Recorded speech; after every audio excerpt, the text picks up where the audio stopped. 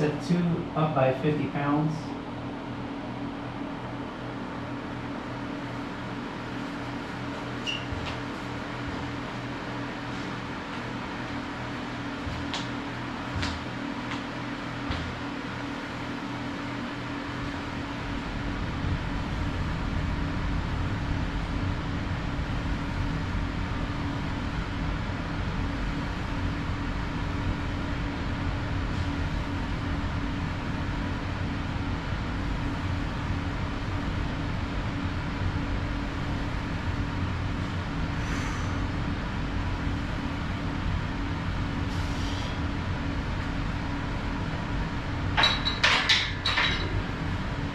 Okay.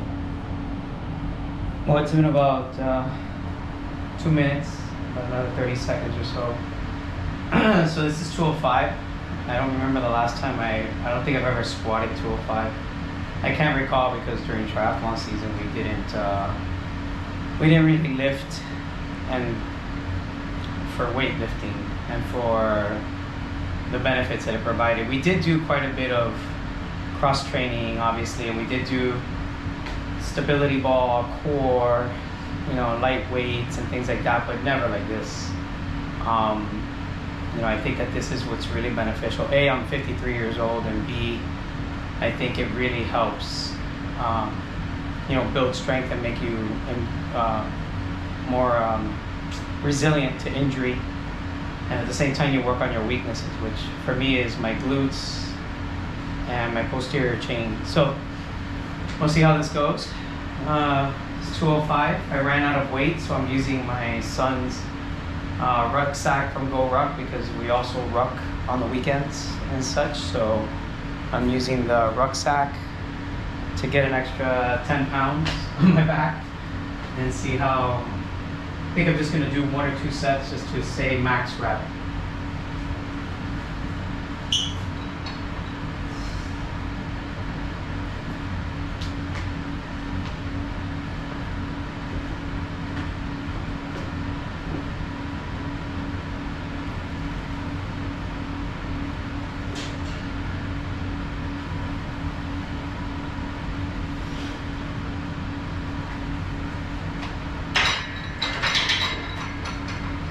All right, I'll take it. I stopped a couple reps before I felt like I would lose my form. So better to stop early than to end up injured for another 6 months. So, all right, walk you through the next. All right, so, nobody likes to see the stuff that's not important, but everything is important. So the key to this is doing all the exercises.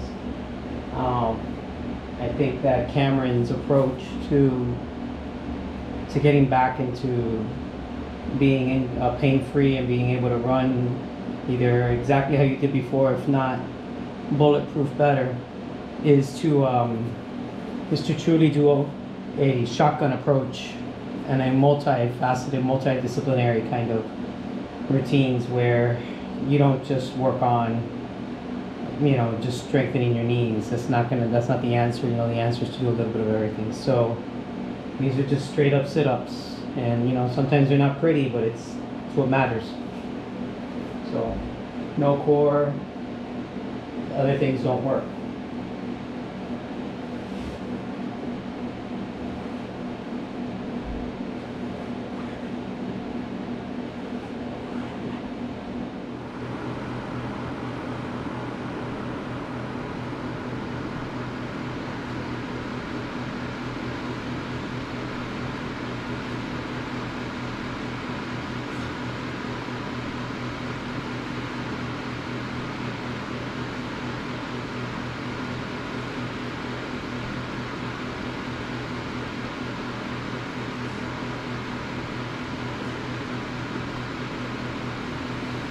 Probably the one exercise I hate the most to do.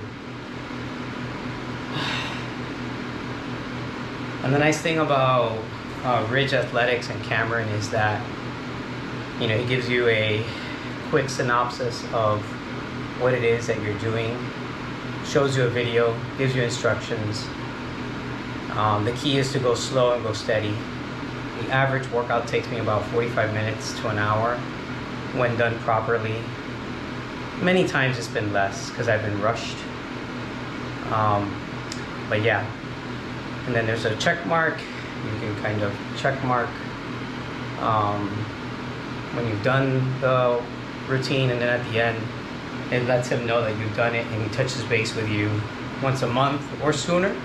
Every time I replied to him, he was in UTMB, I believe, or he was up in the Alps somewhere, and replied, no problem.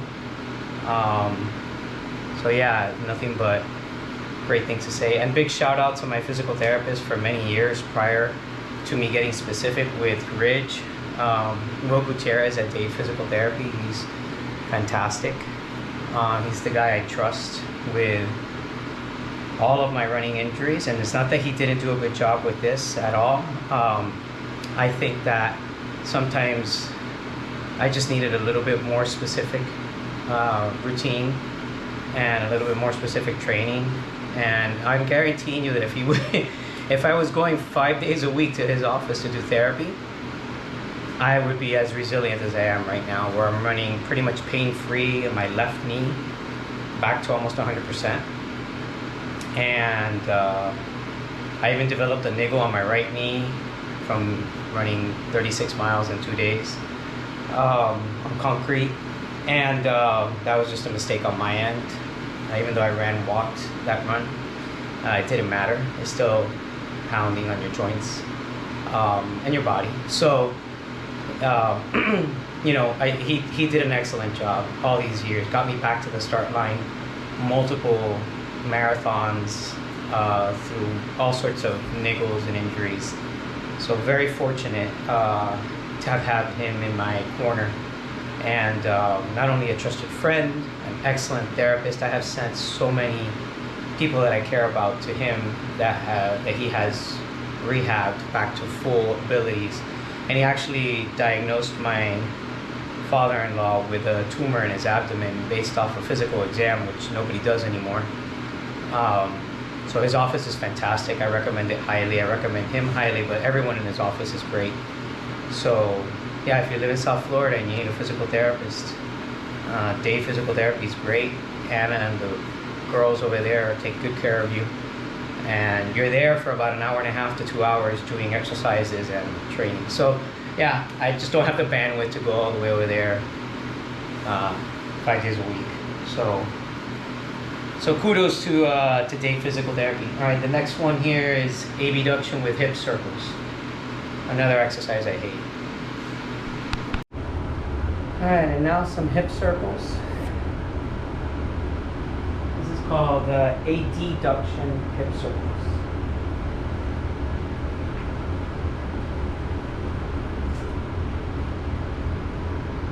It's 30 each side. Sorry, 30 each direction.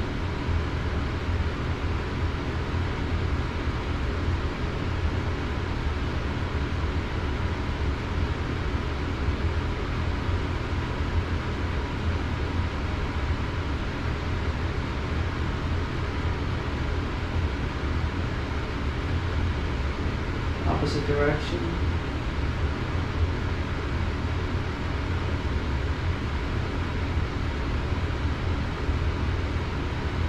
It's burning already. 15.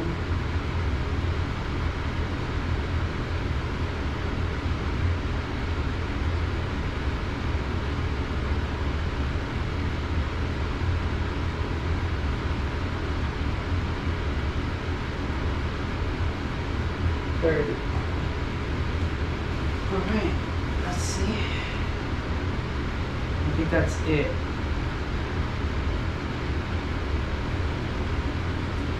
And so when you're done, is basically the message you get. It's about the only time that I'm happy during this workout is when I see this. Crushed it. So according to this, my day off is tomorrow, and then I can go back on Friday with core and control. Saturday after my long run is another main set of deadlift, exactly what I did today, but just different other exercises. Um, so yeah, so one day is core and control kind of stuff. The other day is specific legs, all aspects of it. And one day is mobility. Then you do stability and ankles. I mean, it just goes on and on and on, and it's, it's been great.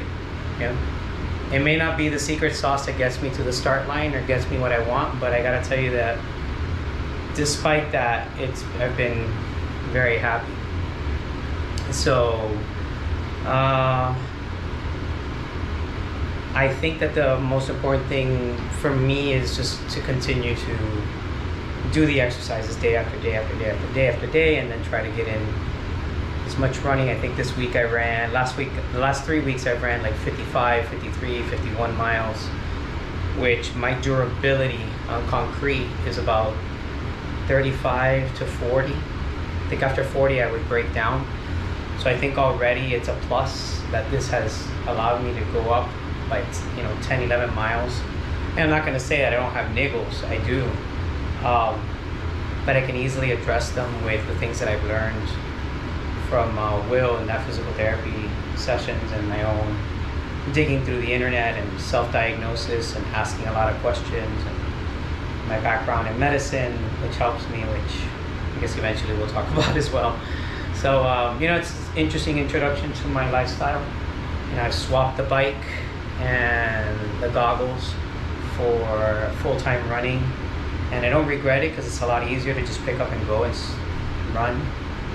The dedication to get back on the bike and ride, and the weather and traffic and dealing or Zwifting indoors and what have you. I did so much of that for 15, 20 years, racing, triathlon, and not just racing, the smaller events, but racing like the ultra long distance events, not ultra Ironman, but regular Ironmans. It added up, the mileage added up, and every year it was 1 or 2 or 3 half Ironmans and an Ironman, not to mention countless Olympic distance races, and every weekend was like a freaking half Ironman. So the open water swims, the gear, the nutrition, the expense, none of us were pro athletes getting sponsored. So yeah, it's a nice step back from all of that, and it's fun. My wife and I run together, and we train a lot together. I run at her pace now, which back in the day I would have cringed thinking of running a 12-minute mile or a 13-minute mile.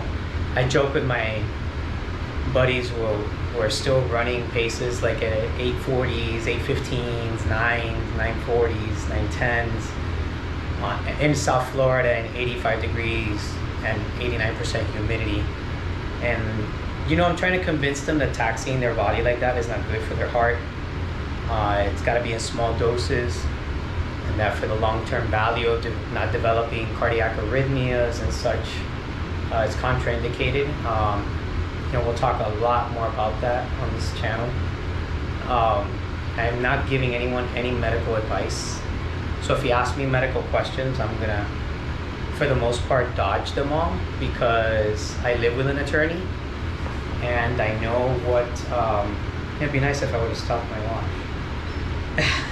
I know the medical legal consequences of people getting advice, and there's a ton of information on the internet out there. You don't need me to tell you, what to do. I think the advice that I give everyone is, if the level of discomfort that you're having, whatever it is, neck, back, shoulders, knee, is requiring you to take pain medication to get through your workouts, even at the most basic level, you're doing something wrong and you need to stop. I'll never tell you to stop running, but if your knee is locking on you, if you can't bend the joint properly, if you have no range of motion, if your muscles surrounding that joint have shut down and are much smaller than the opposite joint, your body's trying to tell you to stop, and you keep pushing it, you're going to wind up on the operating room table, or worse yet, not being able to participate in your sport the rest of your life. It's unnecessary. So we're all stubborn. We're all sort of have our own inner David Goggins that we tap into and that we have to learn to stop. And that is the hardest thing to do. It was the hardest thing for me to do 3 years ago, which was, I can't run at that pace anymore.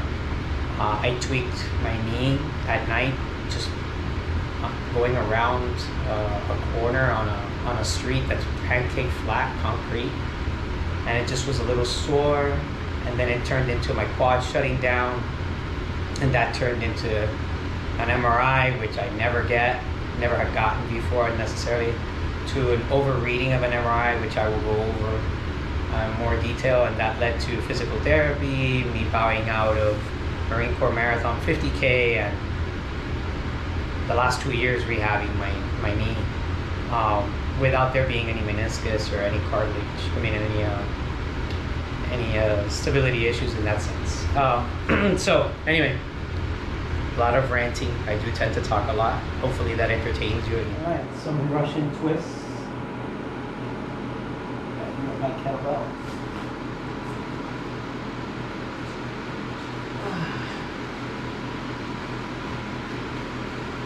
So I've been progressively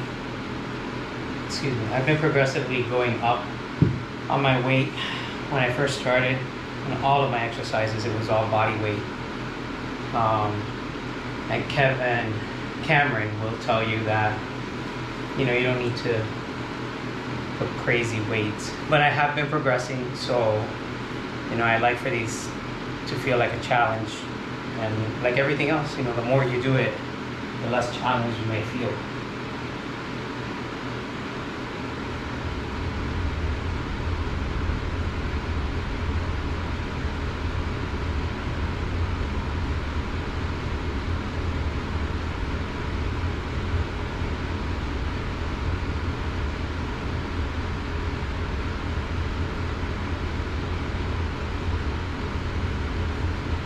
One of the things I'm hoping to gain from recording this and putting it out there is A, raw, what it's like, and B, to be able to look at the videos later on myself and kind of see where my form looks like shit or my effort looks like shit, or it was crappy.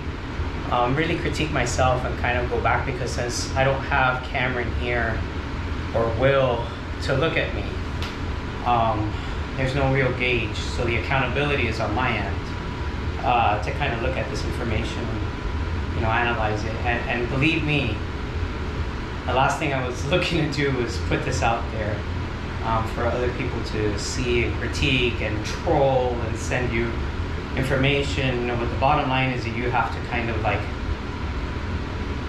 forge forward, forget about what other people are thinking and saying, and stop my watch here so I don't fake having worked out for an hour and 20 minutes if it was talking.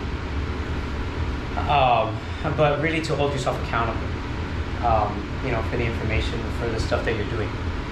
So, I may do all of this and I may still fail. It's just fine. It's part of the misogi. It's part of the, doing hard things, challenging yourself, putting it out there, holding yourself accountable, and hoping for the best, and maybe accepting the experience. My racing days are behind me, and it's all now about, forging forward and doing things that I didn't think were possible. If I had to go back in time, I would probably love to have ultra raced and mountain raced, at least trail raced a lot more. But triathlon was so hot and so, everything was about Kona and World Championships and making it to Half Ironman World Championships and racing Boston, time, pace, calculated, estimations. That's what it was all about. It was not about climbing a mountain, getting to the top, running back down, cracking a beer with a bunch of buddies and having a good time. Having a good time was putting someone else in your training group in the pain cave, hurting the shit out of them, and then having them spend the rest of the weekend going, shit, I wonder what he's doing on Sunday after we killed ourselves on Saturday. They don't know that you were probably in the pool putting in 3,500 yards after that monster workout, stressing your body, jacking up your cortisol levels, all those things. They're probably bad for you. And they are. We'll talk more about that as we go along. All right, set number 2. All right, so that's the workout, guys. You missed an entire recording because my GoPro overheated for a second there. Me talking so much shit that I kind of broke down and talked a little bit more about why it is that I'm doing this and what I'm looking to accomplish. So I'll just be brief in the sense that I have two children, 10 and 11 years old, and my wife, who has also been a long time endurance athlete of her own, which a lot of accolades that we've accomplished over the years together, from the first step to now. She's my training partner on 98% of my runs and my endeavors, rucking in the middle of the night, dragging her around. But I enjoy it because it's one-on-one time that we get to talk about just us. And with the kids around, it's hard to really have conversations all the time. So, I really I look forward to waking up every day at 4:20 in the morning and waking her up from a dead sleep and saying, hey, are we running? Are you rucking? No? All right. You'll do it tomorrow. I'm going to go on my own. And then she shows up. And so kudos to her for putting up with my shit since we were 17 years old. In conclusion, why am I doing this? I think that we all need to be resilient. I think we all need to tap into our inner demons and work through our shit. Some people drink, some people spend too much money. God knows I do, in plushies and toys for my kids when they were growing up, millions of dollars. But some of us, have other vices which we struggle with, and no one's perfect, right? Mine is addiction to endurance sports, which there are worse things to be addicted to, you would agree. But it is bad for your heart when you do too much of it for too long and too high an intensity, and that research is out there, and we'll chat about that as well. And then the other thing is that I want to help my kids see a work ethic that matters. People joke around because I listen to Joe Rogan and I follow people like Seth James Damore from Global Running, and I follow Kafuzi on his running adventures, non-elite. And I follow Stephen Kornhaus, who had a hip replacement, and we chatted back and forth many times when I was going to be moving to Colorado last year. And so, people make fun of me for following a lot of these people, but you know what? They're accountable. They're there every day. They're grinding. They're doing it. And to me, it's all about the grind, and I enjoy the process. That's just me. That's what I find to be fun. Other people find watching TV and movies to be fun, and that's fine. And there's nothing wrong with that. It's whatever makes you happy, right? Try to just do something that makes your heart happy without exploding your heart. So, with that, like I said, I'll keep from giving medical advice since I am married to an attorney. But I will tell you that I will give you my 2 cents regarding most everything. So if you comment that you have an injury and I know of a program that you would benefit from, I'm happy to direct you in that direction. Like I mentioned, Cameron Harder at Ridge Athletics, can't say enough great things about his practice and him as a human being, and what he's doing. And if you live in South Florida, I have lots of contacts for therapy and very well connected. So stay tuned. We'll go through this and see where it lands. All right, talk to you later.